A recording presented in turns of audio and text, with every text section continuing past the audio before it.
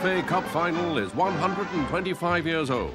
In the next 90 minutes, we'll bring you the history. To put it mildly, the whole thing was a bloody shambles.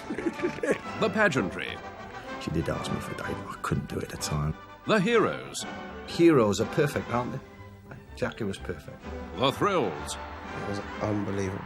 I could never, ever substitute that for anything. And the spills. It was absolutely devastated. Which make this the oldest and the greatest cup final in the world.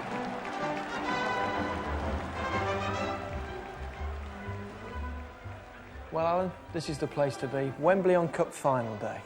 I don't think there's anywhere like it. Great place, superb atmosphere. Some of the matches down the years have been absolutely fantastic.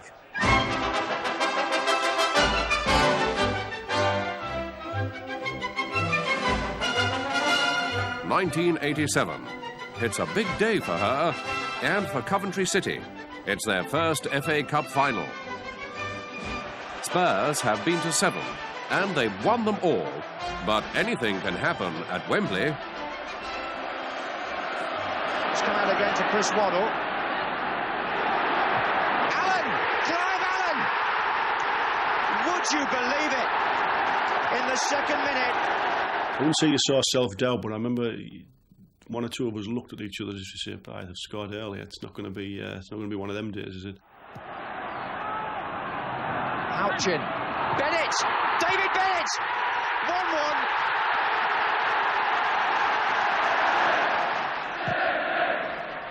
And Goff's there, and Mount was there, and it's got in! And Gary Maddock followed in from Richard Goff, and it's 2-1. John Sillett and George Curtis, solemn for the moment. Regis, Houchin, Bennett. Houchin! Brilliant goal! Keith Houchin, the man with the Midas touch in the FA Cup, strikes goal for Coventry. Roy the Rovers, they called him in Coventry, you know, but to work with H, he sometimes couldn't hit the back of a barn, you know. He wasn't the best of finishers, and yet that diving header. It's got to be the goal of Wembley, I think. Of all FA Cup goals, that to me obviously will stick out, but I think to anybody. I was talking to somebody a couple of days ago, said, is your name Keith Houchin? Didn't you score a goal once? I said, well, yeah, I did. I scored a few goals, actually. Which one do you mean? But obviously it's that goal I'm going to be remembered for, and there's nothing wrong with that. Just over 5 minutes gone in the first period. And it's McGrath. Pickering's in the centre, Regis joining him. Oh, Mabbott! It's an own goal! I just stuck my leg up to try and block it, and he just looped off the top of my knee and just looped completely over Ray. I mean, it probably went in the only spot possible it could have gone. Science really shouldn't allow that to happen. I was right behind that ball, and how it went over Ray Clemens and into that particular corner. It defies logic, but it did. And like I say, I think it was fate. I'm a great believer in fate. I think we were fated to win that cup that year. Less than a year before, I'd been playing at Scunthorpe United in the 4th Division, and I was sitting there with my team singing "Here We Go" with the FA Cup in our hands with 100,000 people in at Wembley. You know, that's what you're in the game for. That's what football's all about. They're going to milk this moment, and rightly so. Hey, Sarah, Sarah, whatever will be, will be. We're going to Wembley, que sera, sera. Well, this is where the tension really starts. The build-up is definitely more nerve-wracking than the game. Playing, that's the easy part. For those who live in Britain, only one match really matters. The cup final, played in London at Wembley Stadium. Glenn would have said to me, Paul, look, this day is going to fly over. Take your time, enjoy it, and take everything in. And I could say that to the next person who plays in the FA Cup final. Take your time, enjoy it. It doesn't, it flies over. People say that, you know, the day passes you by, and it does if you don't stop and relax and take it in, and take in all the attention and everything that the week brings and the day brings. And me and Mark Bright was talking about it for ages and ages. talking about the day and, you know, when you wake up, and the boss wouldn't let the BBC come on the coach, which we was quite disappointed about, because when you watch a cup final, you see all that, and it's so exciting to see the players on their way there, and they're all relaxing and having a laugh and that, and the boss wouldn't let us do it. Give me the friendship of dear old pals. They have sung to take their minds off the ordeal ahead. Nerves are raw. The coach approaches the arena where every year 100,000 tickets are sold for one brief afternoon performance, no matter who's playing. In those days, you just couldn't get in without your pass, even if you were playing or not. The old boys on the gate, you know, I mean, security. So the hardest thing was actually to get into the stadium. Once you'd achieved that, you could settle down. Now, when you first enter the Wembley dressing rooms, you get a feeling of disappointment. At least I did, because they weren't quite what I had expected. The dressing rooms are rubbish. They were anyway. They're a little bit better now, but you always expect Wembley dressing rooms to be absolutely fantastic. They were just big, empty rooms. Plenty of room in them, but very sparse, very Spartan, really.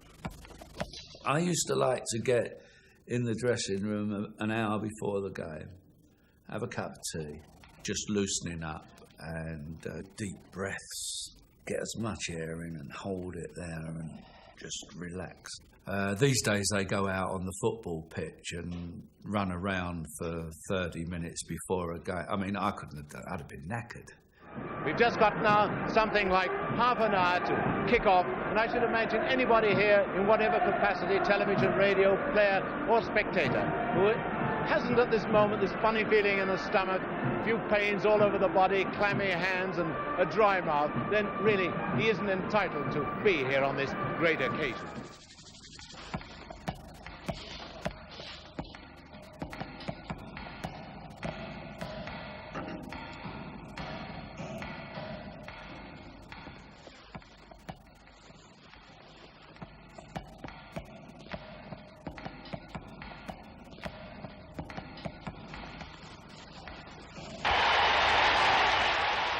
Going down that tunnel, and you know, as soon as you hit the opening of the tunnel onto the field, the crowd, just this huge, unbelievable roar of 100,000 people. It really is frightening. The thing they threatened to do to me, which you're leading them out, which was my proudest moment of my life, was to lead that side out.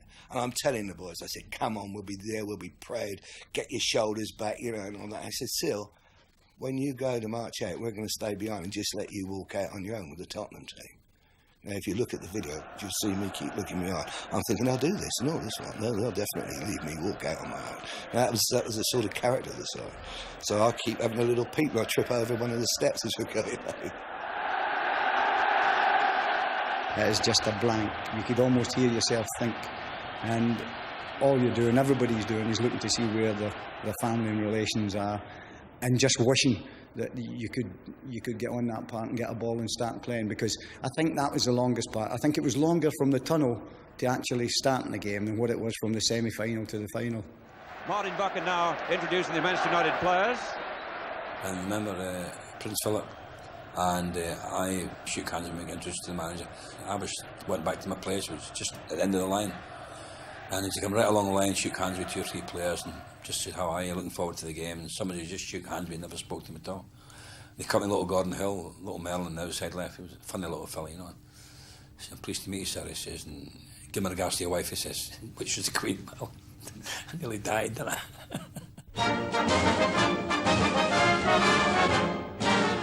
And now another of Wembley's great finals. 33-year-old Stanley Matthews reaches his first cup final. Matt Busby's fine Manchester United side provide the opposition. An epic contest is in prospect. That was reputed to be one of the best finals seen at Wembley. Well, we knew Stan was a danger because he was a danger to every player, every team. Stan Matthews, number 7, was very soon in action. Now, come, easy does it.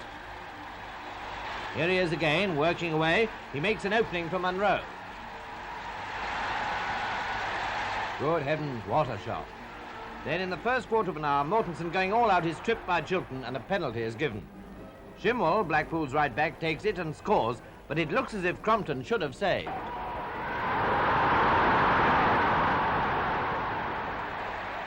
The first half hour was hardly over when Manchester equalised, Rowley banging home a centre from Delaney.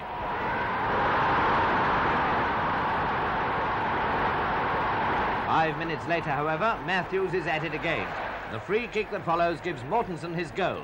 It also gives Blackpool the lead again. It's very seldom a team is on top for 90 minutes. So you have spells of quarter of an hour or half an hour, what have you. And Manchester United, they played better in the second half. These things happen. 25 minutes after the restart, Manchester drew level when Rowley finished off from a free kick. Manchester now right on top. Within 5 minutes, they take the lead for the first time when Pearson runs through and scores on his own. Cheer up, sir, the match isn't over yet. All the same, it was as good as over when Manchester's right half Anderson scored from far out to make it 4-2. Never mind, my lad, better luck next year. Of course, we were terribly disappointed. I was. But I've said before that it's better to be knocked out at the final than at the beginning. We walked off the field together, and I had a gold medal in this hand, and he had a silver medal in that hand. And I said, look at that, Stan. Player's dream. He said, look at that, Charlie, what a load of crap, isn't it? So he said, I'd just throw it in the bloody drawer at home when I get home. Their 4-2 victory, snatched in the last few minutes, gives Manchester United the reward they richly deserve. Oh, it's a grand old team to play for. Oh, it's a grand old team to see. And if you know your history, it's enough to make your heart go, oh, oh, oh, oh. We don't care if we win, lose, or... Well, every cup final has its hero. Remember 86? Lineker outpaces Hansen, 1-0. Should have been me that day. Yeah, you were laughing at 3:15. I'm laughing at 4:45.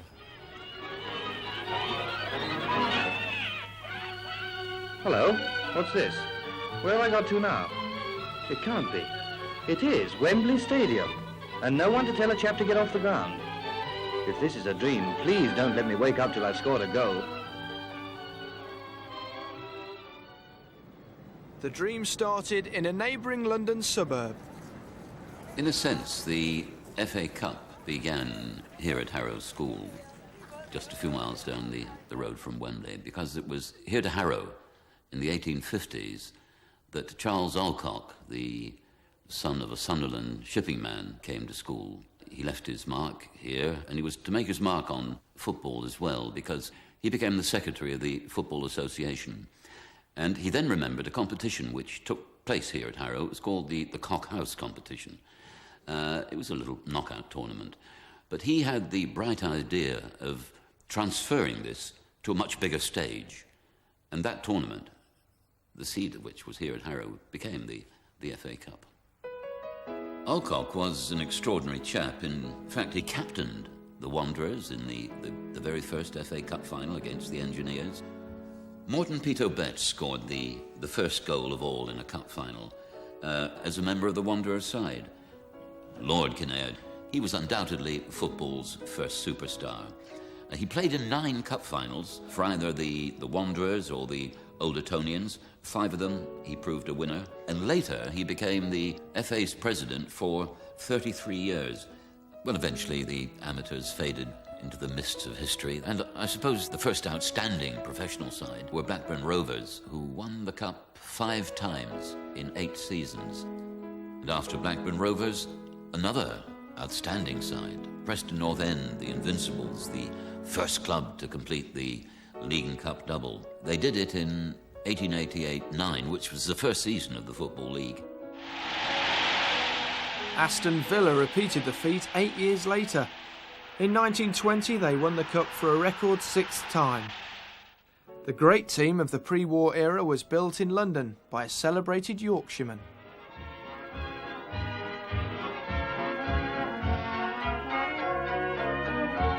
Here's Mr. Herbert Chapman, the famous manager, with his lads at Highbury.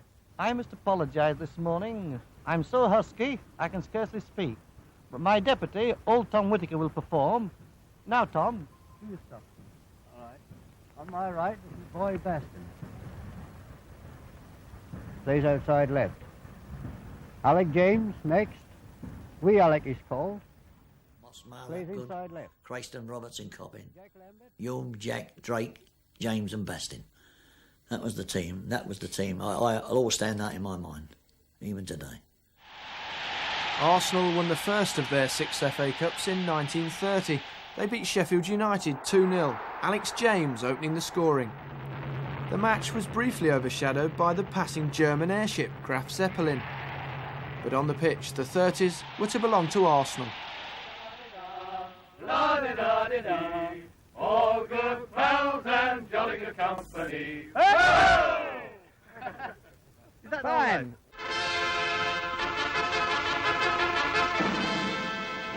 In the early 1950s, the North East provided the cup team and a cup legend. Jackie Milburn and Newcastle synonymous with the FA Cup, really, and because he always did well at Wembley. And I was a little lad who used to support them, used to go regularly to see them play. And it was magic when Newcastle got the final. One of the matches that Stan Matthews lost the cup final was when they played Newcastle. Newcastle beat them 2-0. Newcastle, yeah. And I gave him the first goal. It was a terrible pass of mine. And one of the Newcastle players picked it up, went forward, and Jackie went through and scored. But it's Newcastle who know how to grab their chances. The ball comes to Milburn. A quick glance to make sure he's not offside, and the first blow is struck at Blackpool's hopes. A few minutes later comes the second blow, and once again it's Milburn who delivers it. A superb 30-yard bombshell. Jackie Moore was a fine player. He was quick, he was fast. He had a change of pace. He could play outside right or centre forward. He scored goals, and he was very popular, and he was great. He was great. He's my hero. I mean, what a hero. Heroes are perfect, aren't they? I still haven't seen anyone more exciting than what Jackie Milburn was. He will always be my favourite player.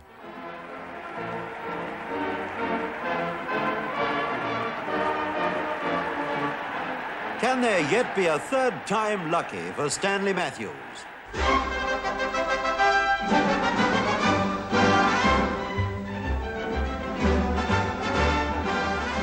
That time, when year after year you were building up this reputation as one of the giants of British football, one honour seemed to elude you. Then came a year that every football fan remembers. Never fear, Morty's here.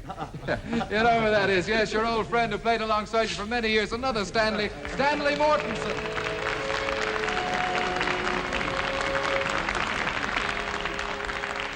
Yes, we've been to Wembley twice, each time on a losing team against Manchester United and Newcastle, and the boys were determined that they were going to get that medal for Stan and the cup for Blackpool.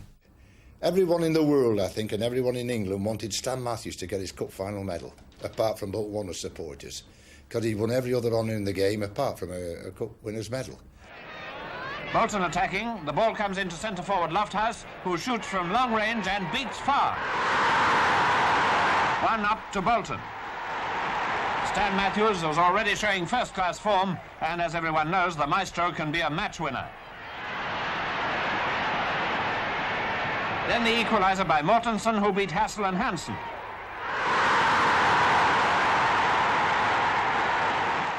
Five minutes later, Bolton regained the lead through their skipper, Moyer. A centre from right winger Holden was headed through by Eric Bell in spite of his injury. 3-1 to Bolton.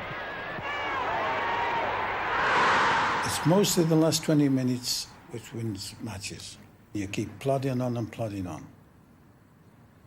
You never think you're going to lose anyway. You keep going and on. And just then we started to become on top of Bolton. Blackpool's second goal followed a centre from Matthews, which Hansen failed to clear. Mortensen did the rest.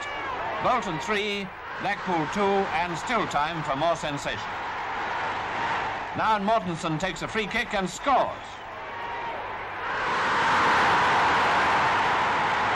Surely it must be a draw. But no, with a minute to go came Blackpool's fourth, made by Matthews and smashed in by Perry.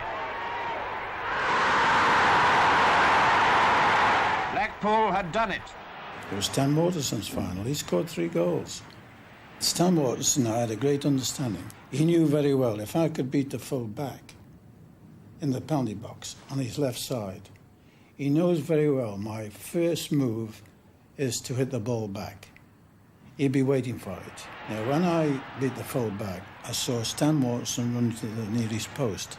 And as he ran, I saw Bill Perry, and it was a simple pass. I mean, great credit must go to Bill Perry, the way he hit it. And after them, I said to Morty, I said, Morty, what happened there?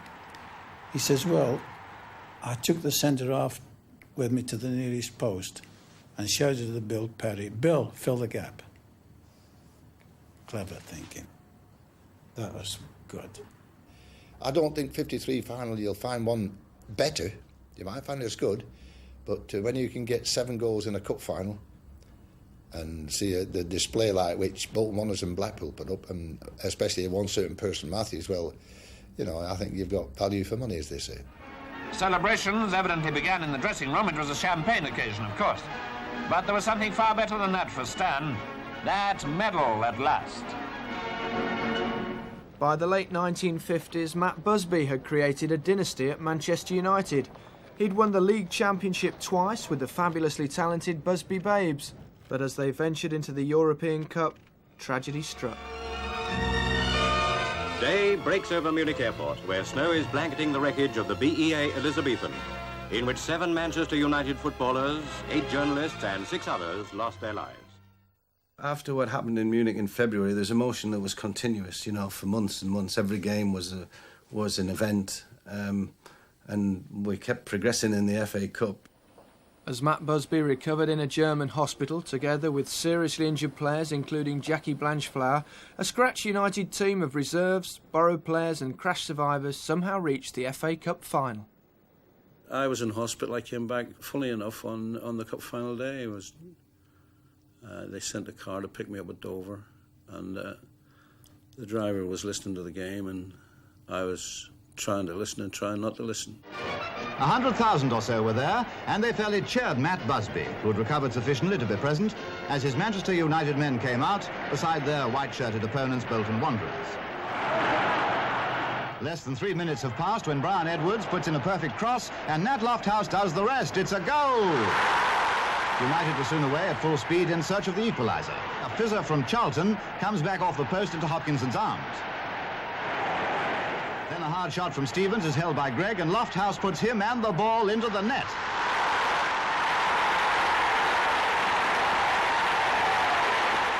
Bolton Wanderers had certainly earned congratulations for their 4th Wembley win, while Manchester United deserved the highest praise for reaching Wembley against all odds. I don't think it was the end of the world that we didn't win the cup final. I think people were quite pleased to see that business was carrying on. You know, the club was surviving, the new players were brought in. No disrespect to any of the lads that weren't there. They're never forgotten, never will be. I remember Matt Busby coming in, and he'd just been, as I said, they were Munich, and he was just recovering, and he could hardly walk then.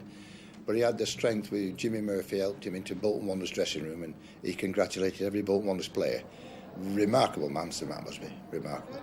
I remember the old man saying it would be 5 years, he said, before Man United would be able to recover. And it was almost 5 years to the day in 1963 that we won the FA Cup. Dennis Law scored the first goal as Leicester City were beaten 3-1. A new United side had won its first trophy. Leicester's right half had reached his first final 2 years earlier. I was working in the building trade. I was a painter and decorator, and I worked right until Friday lunchtime.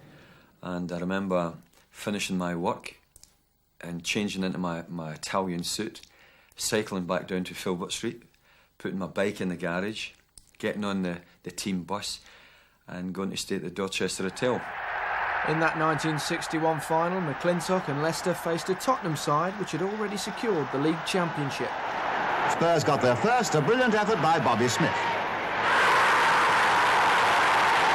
Spurs won up, and nothing was going to stop them now.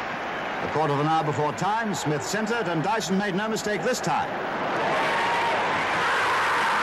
It was all over bar the shouting and the presentation of the cup. They had done something no team had done this century. They'd won the league championship and the FA Challenge Cup. Right, finish off with a 20-yard sprint then. Come on, 20-yard sprint. The following season, Bill Nicholson bought the great Jimmy Greaves from AC Milan, and together they won 2 more cups. A pass to Jimmy Greaves, and like quicksilver, the ball was in the net. If we all came back tomorrow, I think we'd win it. Bill Nicholson was a great manager. His firm belief was that we should pay Tottenham for the privilege of playing for them. He believed that. You've got two things to aim for, I think. One is the Football League, and the other is the FA Cup. Winning the FA Cup 3 times, like I did in a relatively short space of time, was what they say these days a bonus. By 1971, power had shifted across North London. Arsenal, led by Frank McClintock, were on course for the double. This was my 5th Wembley Cup final appearance. It wasn't FA Cup, but this was the 5th time I was back at Wembley, and I'm the big Jonah now, because I've played in 4 cup finals and not won one of them. To George. He scored!